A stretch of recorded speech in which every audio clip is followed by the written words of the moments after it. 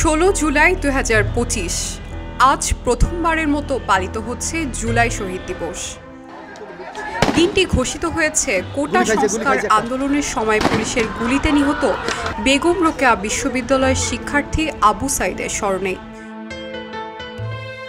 গত বছরের 16 জুলাই তিনি রংপুরে আন্দোলনের সময় পুলিশের গুলিতে প্রাণ হারান। তার আত্মত্যাগ স্মরণে এই দিনটি এখন থেকে জাতীয়ভাবে পালন করার সিদ্ধান্ত নিয়েছে অন্তর্বর্তী সরকার। ওয়ালটন এখন দেশের সীমানা পেরিয়ে পৌঁছে গিয়েছে 50টিরও বেশি দেশে। ওয়ালটন, ঘরে ঘরে বিশ্বজুড়ে। রাষ্ট্রীয় কর্মসূচির অংশ হিসেবে আজ দেশের সব সরকারি, আধা সরকারি, স্বায়ত্তশাসিত প্রতিষ্ঠান ও শিক্ষা প্রতিষ্ঠানে জাতীয় পতাকা অর্ধনমিত রাখা হয়েছে।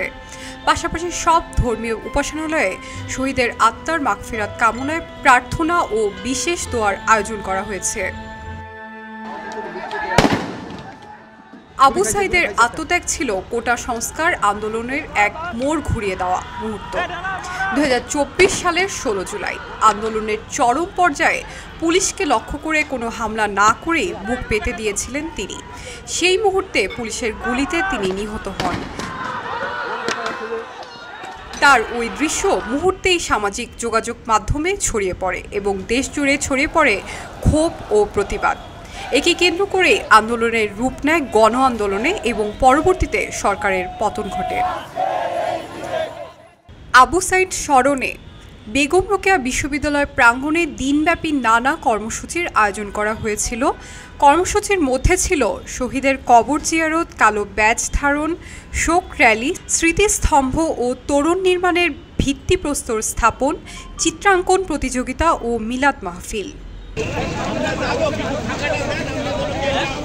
কর্মসূচিতে উপস্থিত হয়েছিলেন অন্তর্বর্তী সরকারের 4 উপদেষ্টা, অধ্যাপক ডক্টর আসিফ নজরুল, অধ্যাপক ডক্টর চৌধুরী রফিকুল আবরার, পরিবেশ আইনবিদ সৈয়দা রেজওয়ানা হাসান ও ফারুকি আজম।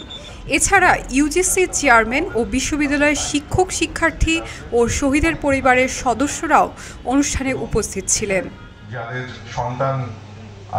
আবু সাইদের বন্ধু ও সহপাঠীরা জানিয়েছেন তিনি ছিলেন শান্তশিষ্ট, ধর্মভীরু এবং ন্যায়ের পক্ষে আপোষহীন একজন মানুষ। সহপাঠী সোনিয়া বিনতে সিদ্দিক বলেন, সাইদ ছিল আমাদের ভরসার জায়গা। আরিফুল ইসলাম জানান তিনি আন্দোলনের গভীরতা বুঝতেন এবং অন্যায়ের বিরুদ্ধে দৃঢ় অবস্থান নিতেন। তার ফেসবুক পোস্টগুলোতে তার চিন্তার গভীরতা স্পষ্ট ছিল। শহীদ হওয়ার আগে তিনি লিখেছিলেন, ন্যায়ের পক্ষে মরে যাওয়ার সম্মানের, অন্যায়ের পক্ষে বেঁচে থাকার লজ্জাজনক। তার সর্বশেষ পোস্টে রাজশাহী বিশ্ববিদ্যালয়ের শহীদ শিক্ষক শামসুজ্জোহাকে স্মরণ করে তিনি লিখেছিলেন, এই মুহূর্তে আপনাকে খুব দরকার স্যার, আপনি মরেও অমর। মৃত্যুর কয়েক মাস পর প্রকাশিত স্নাতক পরীক্ষার ফলাফলে দেখা যায় আবু সাইদ ইংরেজি বিভাগে সিজিপিএ 3.30 পেয়েছেন এবং বিভাগে 14তম হয়েছেন। তিনি শিক্ষক নিবন্ধন পরীক্ষাতেও উত্তীর্ণ হয়েছিলেন।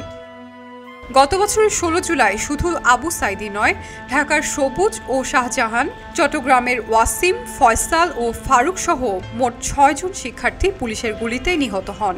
আহত হন অন্তত 5 শতাধিক। তবে আবু সাইদের আত্মহত্যা আন্দোলনের প্রতীক হয়ে ওঠে।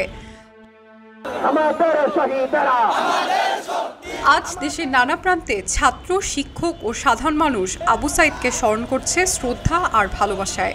তার আত্মত্যাগ স্মরণ করিয়ে দেয় এক তরুণের সাহসী পদক্ষেপ ইতিহাসের গতিপথ বদলে দিতে পারে।